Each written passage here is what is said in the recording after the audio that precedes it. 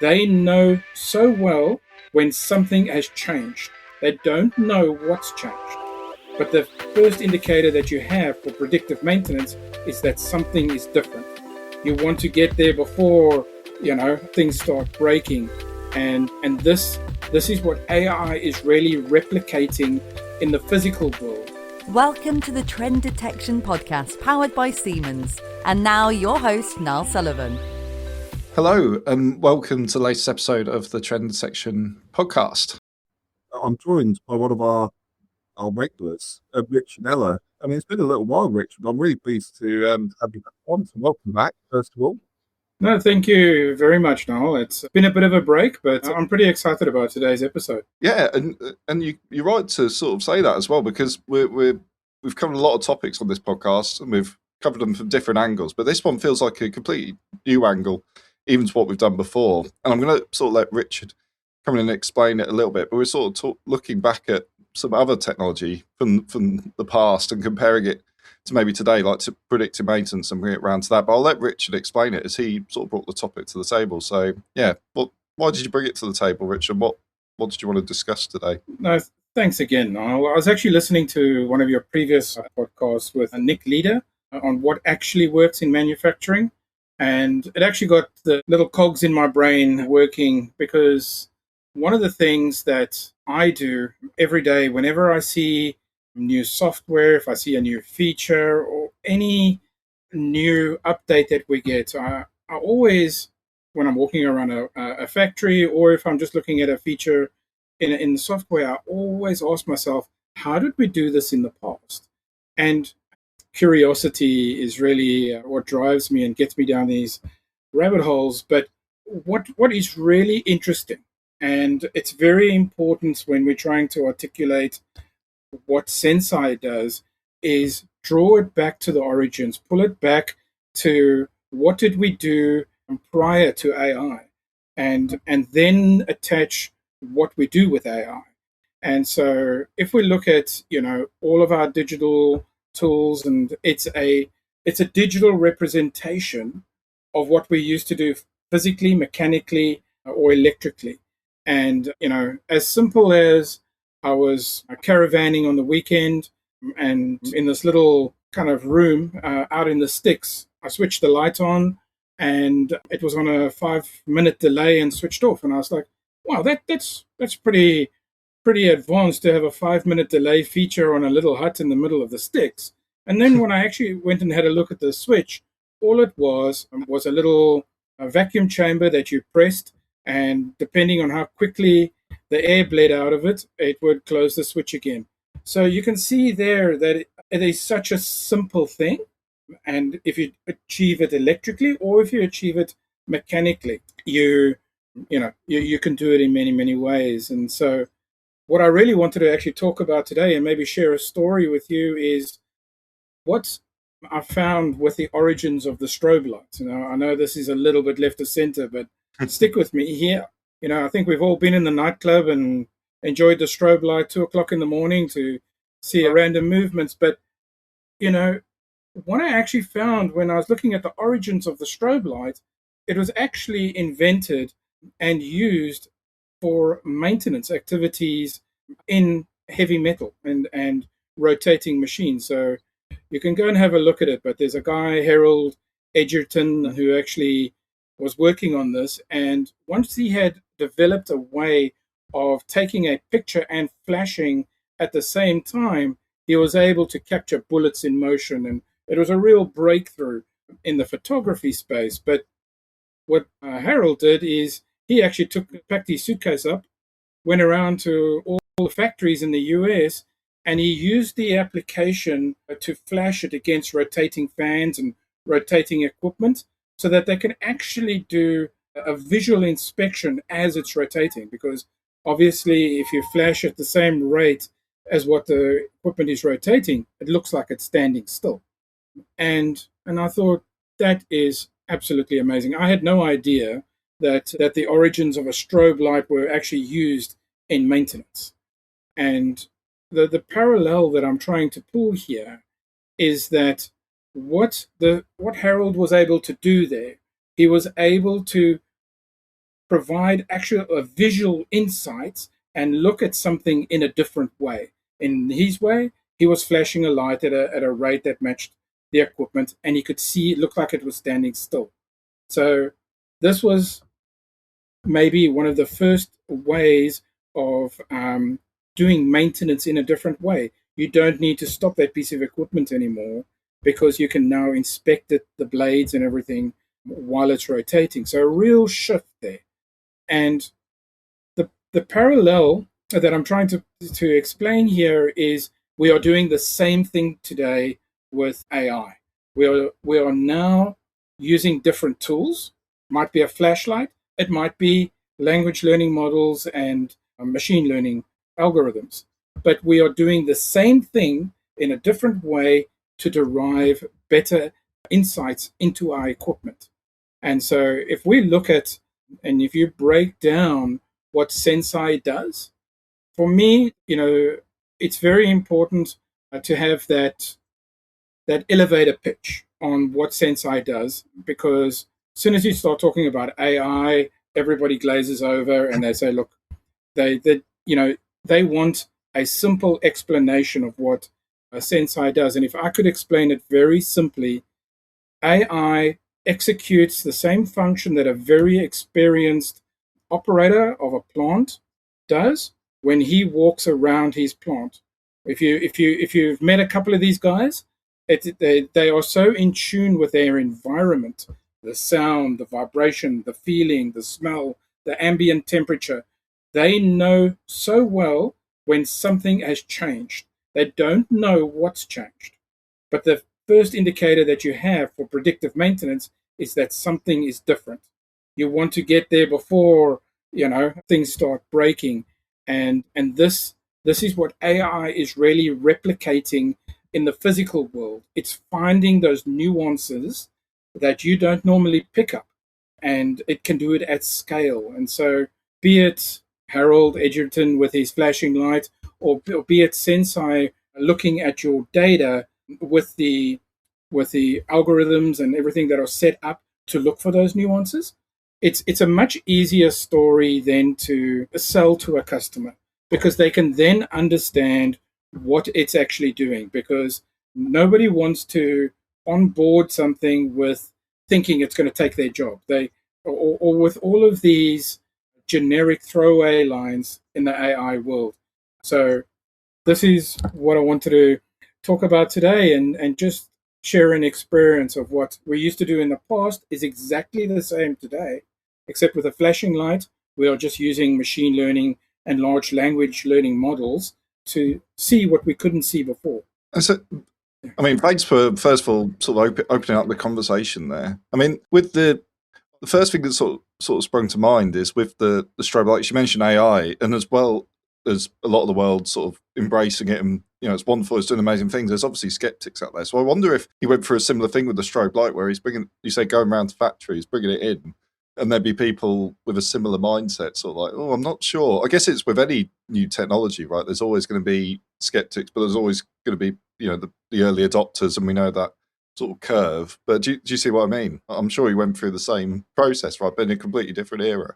Okay, that's right. Could you just imagine somebody knocking on a factory door and saying, listen, I can look at your equipment while it's rotating, standing still with a flashing light. That apprehension is still there today, and the only way that you overcome that is to be curious from a customer's point of view. Be curious and let us show you. As soon as that customer sees the setup and the flashing light and his fan standing still, he then gets it. That's the challenge that we have today with AI, is getting from that concept to an actual detection or forecasted failure, where the customer goes, wow, okay, I knew that was going to happen. I didn't think the algorithms or the systems that you have in place would have detected that. So I think it's important to understand that AI is a very much a disruptor. It's very much changing the way that we do things, but it won't change what we do and how we use it. That will remain the same. We're constantly want to drive more value. We want to use the latest tools to give us better insights. And so yeah, could you just imagine this guy rocking up with, this big case and saying, listen, I can do this for you. And I can imagine he would have been, shown the door a couple of times. But as soon as one customer demonstrated that, it would become standard practice. And I actually went on further to ask the question, how much money did Harold Edgerton make out of this? And it was virtually nothing. But it's one of those situations where he was at the forefront of doing something new. It was how you applied it that got adopted in so many different ways that wasn't a direct reflection of his effort. And I think that's what AI is doing today. It is so powerful, and you need to point it with purpose. Otherwise, you just end up with a noisy chatbot. That's pointless. That's just generic AI, not focused on task. Whereas you look at what Senseye have done, they've really blended in your machine learning, finding the problem, referencing it to a similar challenge, and give you a conversational like interaction. So, this is definitely the future as far as how we interact with our machinery. And Senseye are definitely at the forefront of that, where they bring that all together. And you can see many different companies all trying to use AI in different ways. And I think AI, just like the strobe light, it's how you use it and how it gets adopted and translated to value that kind of determines its real value. Yeah, interesting. I guess another point of view. So we mentioned about this person going into factories, probably had a lot of doors shut, but it only takes one to sort of really to start the momentum behind it. But then even once you've got someone on board, say, oh yeah, I'll give this a go. And I relate this to Senseye as well, but it's actually believing the insight, using the insight and then taking action with the insight as well. So it's actually believing what you're seeing. And in the world of AI, that's certainly applicable, but it could certainly be applied to the strobe light and other technologies of the past too, right? Yeah, and look, when it comes to adoption of technology, it's always been around. AI has just superscaled the resistance barrier. Okay, so one of the things that I find very interesting, because I do a lot of work around Australia on mine sites in very much remote locations, and I'm very fortunate that I meet and greet a lot of people in the maintenance space. And one of the things that I see very, very quickly is I can see the people that have not, I don't want to say the word given up, but they have stopped being curious. All right. And usually when I have a conversation with those people, it's very much a particular point in their career where the technology that they knew and understood changed, and they didn't change with it.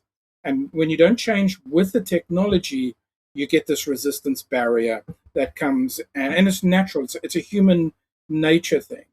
And so when we look at technology, we've had so many hardware and software breakthroughs, but we lose people along the way.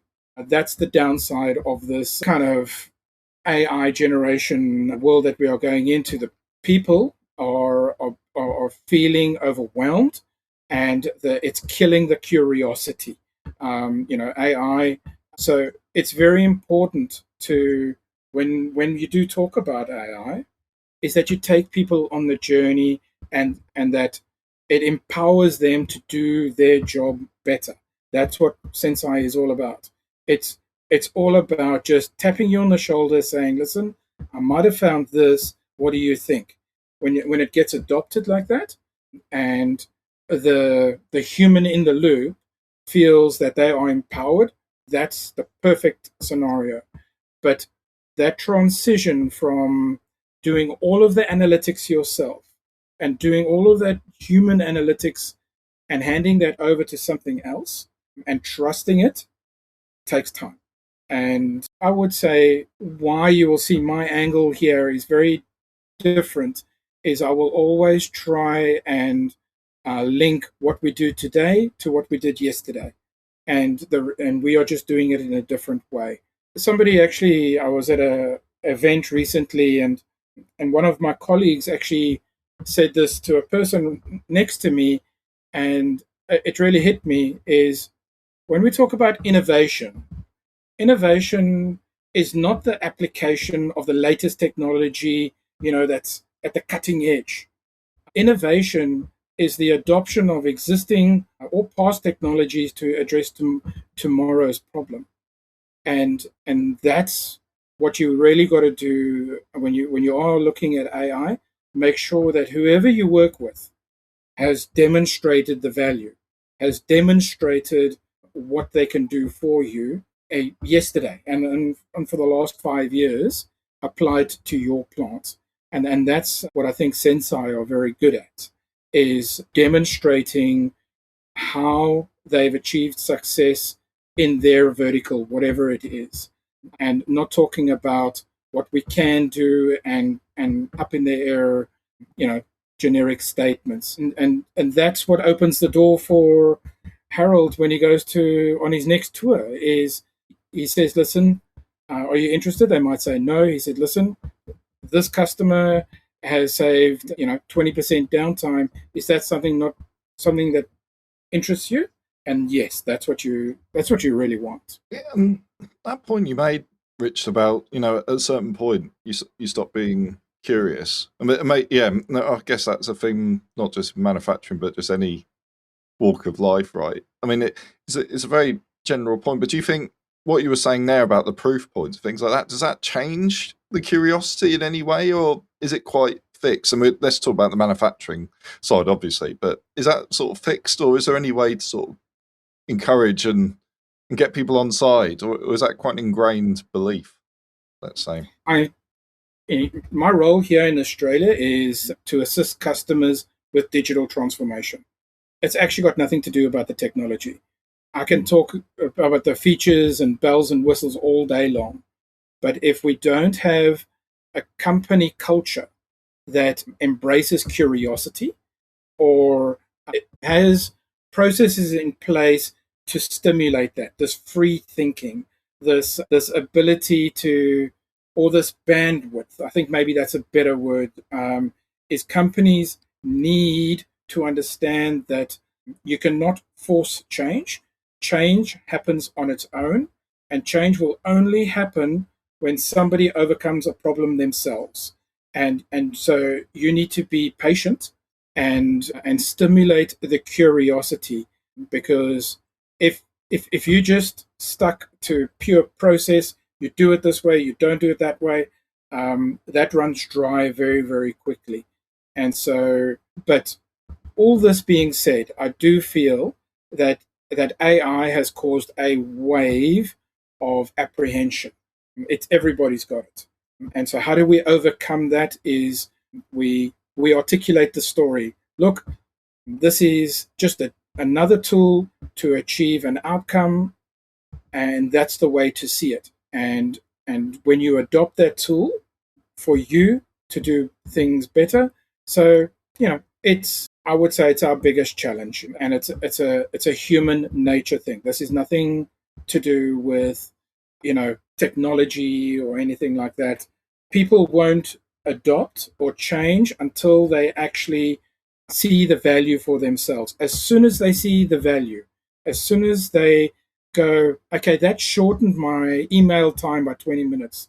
As soon as they see I don't have to go out and inspect 50 machines anymore, I'm getting the same accuracy. Until that is actually achieved, people will always sit on the fence, and you can't kick them off the fence because that's not natural.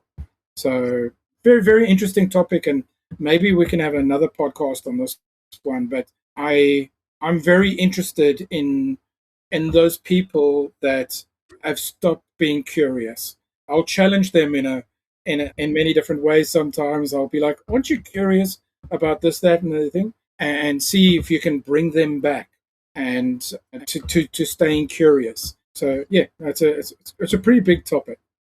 Yeah, I mean, I guess the phrase we're talking about here is change management, right? I mentioned this because, funnily enough, I'm actually recording a podcast tomorrow about that exact topic with Nat Ford. Or actually, I should say, Nat's recording a solo episode, which we've never done on this podcast ever. So it's going to be a new one, but it shows the importance of the topic. I mean, it's something that's always raised, and the point you made about not selling technology necessarily, but actually the change required underneath.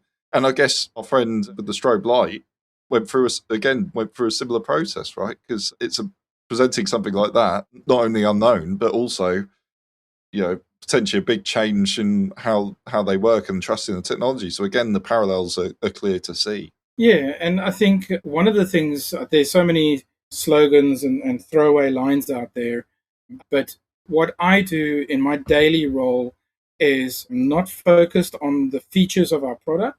I'm focused on solving their problem, okay? Because that's all a customer is interested in. Yes, you can delve into the how for the geeks and the people that really want to look under the hood, but at a high level, you should be able to quickly communicate how you address their problem. So they say to you, all right, we failed 20 pumps in the last 10 years on this application. That's what we solve. And Senseye is just a tool to achieve it. And that's the important part, because if you get stuck on trying to sell the technology, the barrier will come up straight away, because you're trying to get them to understand how we solve their problem. And so it is very, very important that you go to that level when needed, but you should quickly be able to communicate, oh, look, I know, we understand that problem. This is how we've solved it in the past with this technology. And they go, oh, okay, I get that. And then they'll ask that question and be curious, and then go and understand it in time. So I guess as we sort of drift towards the end, I'm going to give you sort of an early warning, Richard, because something I didn't mention before. And since we last recorded, I've actually introduced a lightning round as well. So 3 sort of quick fire questions. So we'll do that. But before we do that, I'll do one more question. It's sort of, I guess, bringing this topic together. And it's a really interesting one. I'm really pleased you brought it, because it's a lovely sort of comparison. But if we talk about what's the biggest mind shift that operations teams still need to make to fully embrace these tools? And I know you talked about change management, but maybe we could bring some of the things you've talked about today. So what do they need to sort of think about? Look, from an operations point of view, I think it's very important to look at your environment, understand the value that you provide in your current role, whatever your role is. Look at all the value that you provide. Question that. All right. And then go, how can I scale this up? How can I be better at what I do today? All right. And what tools can I use to be better? So that is an operations point of view. And, Senseye is a scale up for that, for the reliability engineers and the maintenance team. But for the adoption of technology, understand your value, understand and look and be curious about what tools are available, and then speak to your leadership, speak to management and say, listen, let's look at this, because I can be better at what I do today if I adopted this, and make sure that you don't just speak up and down. All right. So we so often get focused on, we must target this level for adoption. No, it's up and down and left and right. If there is a hunger for an entire department to make a change, leadership, they'll just get out of the way. So make sure that you ask, how can I be better tomorrow using tools of today? That's what I would suggest. Fantastic. Really good advice. Really good advice. And not nice way to end. But before we end, as promised, a very quick lightning round. And really, I tried this the other day with our colleague Tom, and he started answering the question in depth. So it's one word answers. I'm even going to give you, just looking at the questions, yes, I'm going to give you 3 options to go with. I think all of them, or at least one of them. But let's give it a go and see how we go. And so we're going to do our lightning round now. Just as a bit of advice. So when I did this the other day with our colleague Tom, he didn't quite get it straight away and started explaining the answer in great depth. But we're looking for very short and punchy answers. So that's the key to all this. But let's give it a go and see how we go. I'll try. I'll try. I'm sure you do great. So what does visibility kill? Bad habits, bad assumptions, or bad politics? I would say bad assumptions. Excellent. And where do early warnings actually get stuck? Is it in the process, ownership, or incentives? Oh, good question. Where do early warnings get stuck? What are the options again? Process, ownership, or incentives? Ownership. Fantastic. Good question. And when does seeing more stop being noise and start being leverage? When you're seeing value, Fantastic. when you start getting value out of the process. Excellent. So yeah, that wasn't too scary. It was good, in fact. Thank you for that, and thanks for embracing it, even though I didn't give you any prior warning. But maybe, I don't know, got to test you sometimes, right? Keep you on your toes. Yeah, no, I can imagine Tom would do the same as me. We could talk for days because he loves to explain everything, but sometimes this is not the best place for that. But we have very long discussions too, so I understand. No, but the podcast is the perfect place for that. Lightning round, less so. That's what I'd say. Yeah, okay. You're doing great. But no, so I think that brings us to the end today. Is there any final thoughts, Richard, or have we sort of covered everything off there before we finish? Look, as a final thought, the thread that I was trying to weave throughout this episode was be curious. Be curious of what we do today. Think how we did it yesterday, and just stay curious and ask questions. That's think of Harold walking around with his strobe light and walk in his shoes for a little bit. We're all there today. We're all trying to do something what seems new, but it's not new. It's just a different way of doing something we've always tried to achieve, and that's get more value from using new tools. And so that's what I just wanted to finish off with. Thanks, Niall. Much appreciated. No, thank you, Richard. And yeah, thank you for bringing such a cool topic to the table. And of course, thank you to everyone out there, wherever you're listening, and we'll see you on the next episode. Thank you very much. Please like and subscribe on all major podcast channels and find out more about Senseye Predictive Maintenance at Siemens.com.